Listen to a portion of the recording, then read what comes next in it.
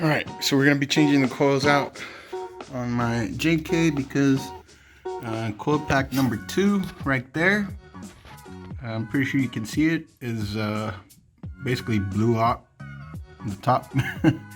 So we're going to have to do a replacement, but of course we're going to do an upgrade to the MSD blaster coils. So I'm going to do a little quick unboxing. This is what you get when you open the box. I got mine off of CJ Pony Parts. They offer military discount. You get 2 big stickers. Stickers are always great. Instructions tell you how to install. In my case, I got the reds, and there you go. They're all nice and protected. Let's see if I can pull one out. So the tube is nice and soft. It's flexible. It's got the hardware. It's got the coil pack, nice and shiny and bright and red. It's got the logo, part number. It's got the plug. This is the spark plug end right there. It's pretty nice. They feel nice and heavy and basically that they're high performance. So we're gonna be doing this. I'm only gonna be doing. I'm not gonna do a full install. I'm just gonna kind of cut in between what I do. I already have a video for all this, taking off all this to replace the oil pressure sensor and also the oil pressure housing kit.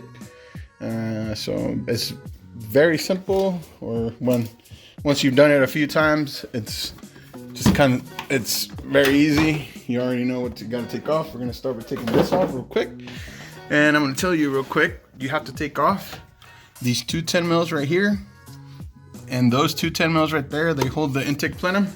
We're going to have to undo all the electrical connections here and down there for the throttle body and for the MAV and for the temperature sensor. We're going to come around this side. We're going to take this 2 10 mils off and take those out. And then we're going to take off this one, and this one. Those are 8 millimeters. Once we have all those, there's 3 up top and then 3 down the side, or 4 down the side, sorry. This whole assembly is going to come out, and then we're going to be able to reach that side for the coils. The coil packs on this side are pretty easy to get to. You just have to move a few hoses around, and they're pretty easy to get to on this side, so there shouldn't be much trouble getting on this side. I'll do one on these on video, and then I'll try and cut in when I'm doing the rest of this on the other side. All right, so here we go. All right, quick update. I took off the top intake plenum with the throttle body and everything. I undid all the bolts I told you right there and right over there, and the 2 10s right over there, and then the 5 8s over the top. So now we have access to our ignition coils on the driver's side, and the ones on the passenger side are really easy to get to, so it won't be too bad. I'm gonna start, unclipping them. This is the one that had the issue that gave me my misfire and basically put my Jeep out of order. To take these off, you just press the clip up top and pull out.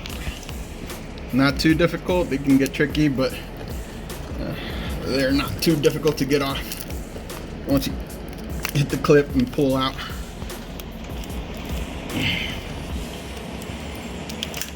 Like so. Then we're gonna get our 10 mil, if I'm not mistaken, and undo the coil. Might get an extension. Put on the 10 on my electric ratchet right here off camera. Make sure we're going the right way, lefty loosey, and start undoing the coil pack. It's gonna be tight because I changed the plugs last time, so I made them nice and torqued. So once that bolt is out, it's not that big, not that deep in there, so you can just unscrew that, make sure it's loose, and then you can really tell when it's loose. Twist it, helps a little bit. Make sure your spark plug Chamber looks nice and clean. There shouldn't be much anything in there other than your spark plug, which in our case looks to be the case. So we're good to go. And I'm gonna replace one by one, make sure I have put them in correctly and tighten them down, and then I don't want to leave these two open for too long. So but yep, that's what it looks like right there. That's how you take it off, and then you put them on in the reverse order.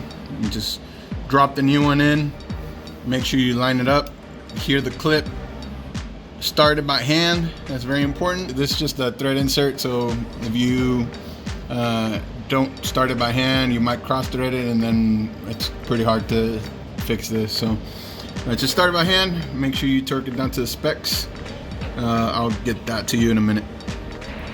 Alright, I'm gonna try and do a one-handed swap for you guys. Can't promise that it'll work, especially because it's a little bit further back, but initially all you want to do is make sure you get your direction going the right way, especially if you're using electric driver or something like that. Unscrew our bolt. Make sure we pull it out, and then pull on the coil pack. So once it's out, come to our new MSD box, pull out the new one. They pack them really nice in here. They're gonna be safe once they get to your door. You know they're gonna be good. Anyway, pull your new one out. Make sure you give it a nice look over. Make sure you appreciate it before it gets lost under all the other parts. And then we're gonna drop it in. Wait till it makes a nice pop sound. There we go. Start the bolt by hand.